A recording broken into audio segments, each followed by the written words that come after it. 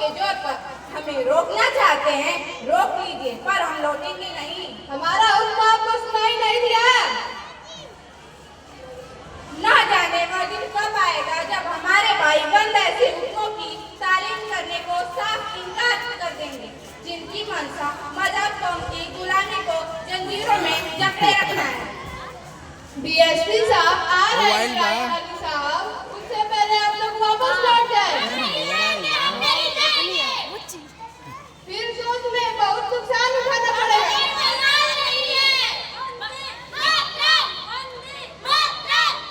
अभी वक्त है इब्राहिम साहब, आप मेरे सामने से हट जाए। आप तेज चलाए दरोगा साहब। सिपाहियों लाठी चार्ज करो।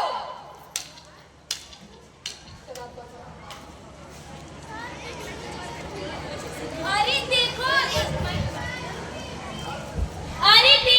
दरोगा ने रेत भी चलाई और सिर को घोड़े से कुचल दिया। सिर से कितने सारा खून बह रहा है।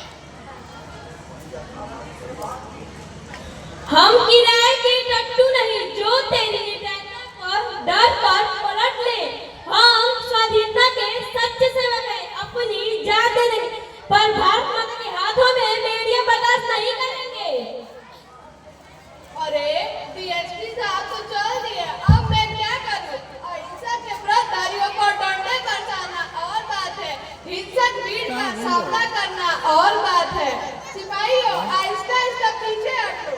देखो क्यों कैलाश, ये कैसी आवाज? क्या शहर से लोग आ रहे हैं? जी हाँ, हजारों आदमी हैं। अब तो खैरियत नहीं, झंडा लौटा दो, हमें फौरन लौट जाना चाहिए, नहीं तो तूफान मच जाएगा। हमें किसी से लड़ाई करने की कोई जरूरत नहीं। हमारा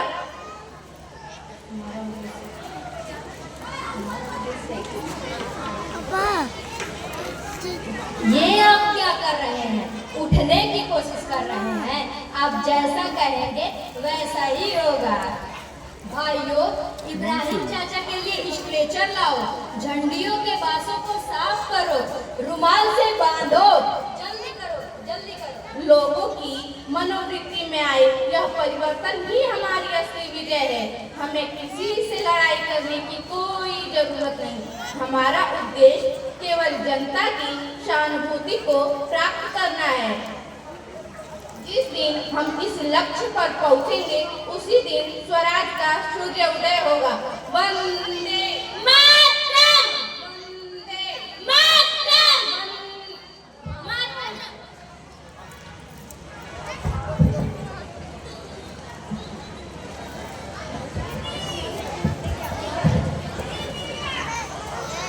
अब अगले सीन में आप देखेंगे दरोगा बीरबल सिंह को और उनकी पत्नी मिठन में क्या वार्ता चल रही है। मिठन, ले लीजिए, चाय पीजिए।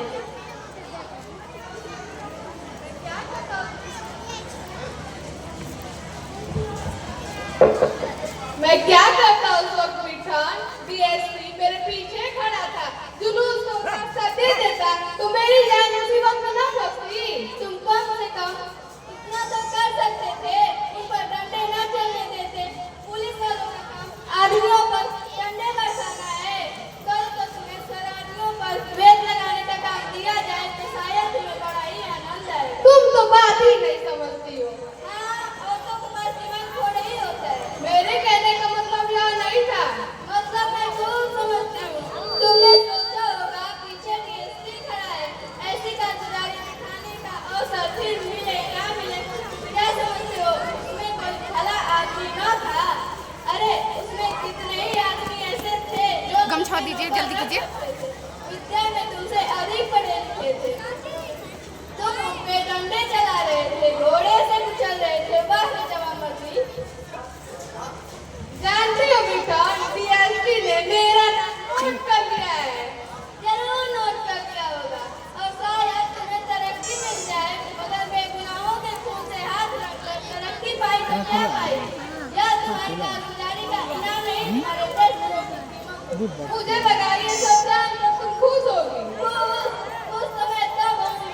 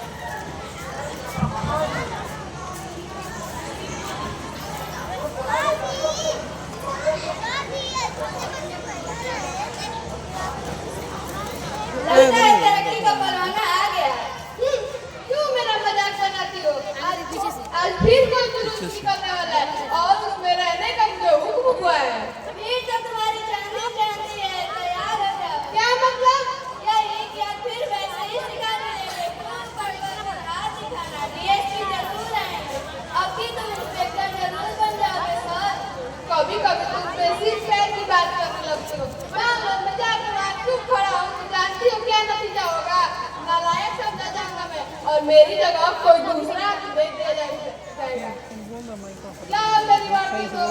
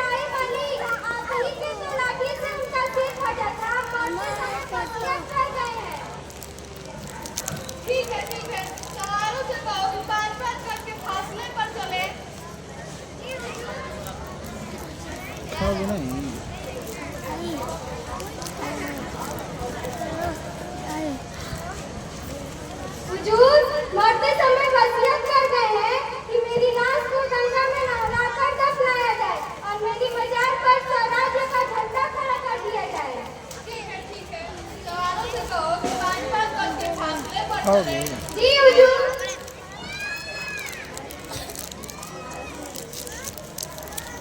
जुलूस के पीछे महिलाओं की इतनी लंबी कतार और फिर पहली कतार में भी ना आंखों भ्रम हो रहा है मिट्टू और इस मातम के जुलूस में, लेकिन है तो मिट्टू ही।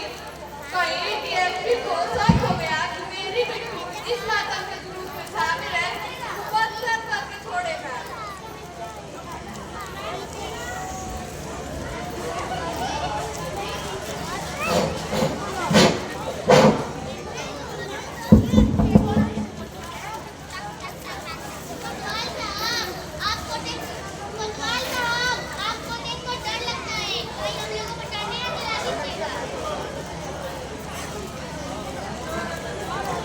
कोतवाल साहब, आपको देखकर डर लगता है, कहीं हम लोगों पर डंडे ना चला दीजिएगा। आज तुम बात करो, तुम्हारी अच्छी सी खबर दूंगा। महाशय आपको नमस्कार। ये आपकी कृपा का फल है कि मैं आज डंडे का दर्शन करने के लिए आ खड़ी हुई हूँ।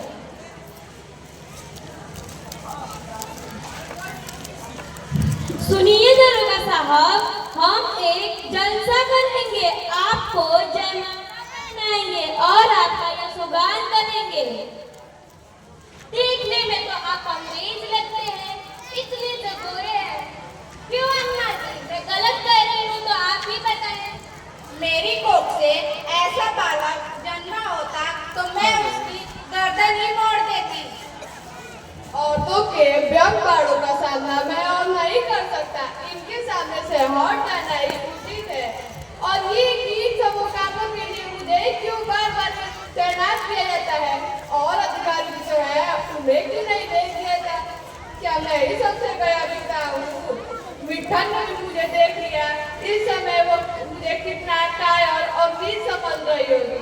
शायद इस वक्त कोई मुझे जान से मार दे तब भी अपना जुबान नहीं खोलेगी। शायद मन में प्रसन्न होगी।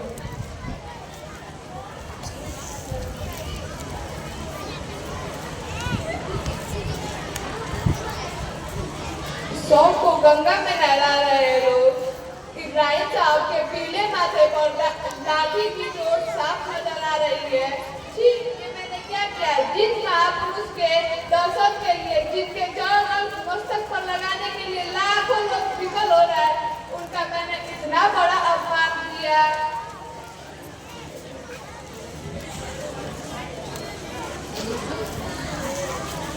हुजूर, नहलाने के बाद हम मुझे को खास में सुनाने ले जाया जा रहा है। हाँ, जुलूस में जैसा कहा था वैसे तुम थोड़ा दूरी बनाकर चले। बड़ा ही साथ में था हुजूर। चुप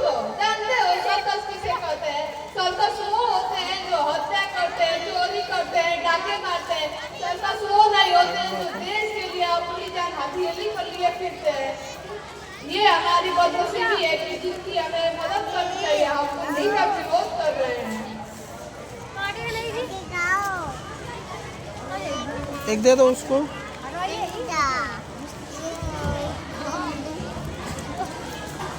काटी थोड़े सभी लोग अंतिम संस्कार करके अपने अपने घर जा रहे हैं। मैं कहाँ जाऊँ? मैं आ जा सकती हूँ, मगर महीने 2 महीने के बाद इसी घर में आना पड़ेगा। मैं किसी की आश्रित नहीं हूँ।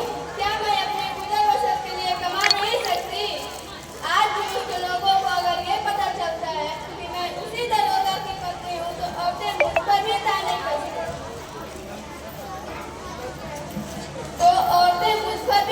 कसती हैं। उस इंसान के पास मैं कैसे रहूं जिसके हाथों इब्राहिम साहब का हत्या करने जरा भी न कांपे?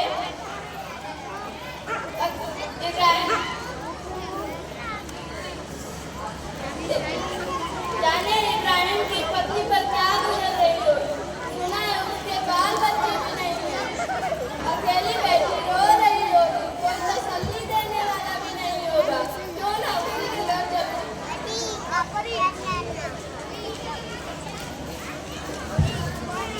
दरोगा की पत्नी जो शहीद हो गए हैं उनके घर जा रही है, अपने घर नहीं जा रही है।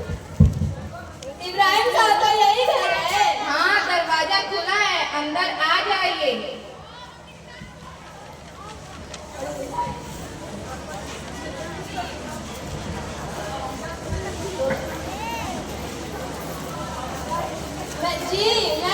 मैं मिथ्यान हूँ, उसी दरोगा की अभागी पत्नी जिसके लाठी से इब्राहिम साहब मरे। फिर मरे कहाँ बेटी, वो तो देश के लिए शहीद हो गए। तुम कहती हो तुम्हारे दरोगा पति ने उन्हें मारा है। इधर देखो, नौजवान कहता है कि उनकी मौत का जिम्मेदार मैं हूँ, मुझसे सजा मांगता है। मैं हूँ मिट्टू, मैं। तुम यहाँ कैसे? हाँ, मैं यहाँ उसी तरह जैसे तुम आई हो। मुझे भी अपनी गलती का पछतावा हो रहा है। जानता हूँ मैंने अक्षम्य अपराध किया है, लेकिन अब मैं ये पुलिस की नौकरी छोड़ता हूँ, चाहे मुझे उसके लिए जितनी भी कीमत चुकानी पड़े। तुम सच कह रहे हो?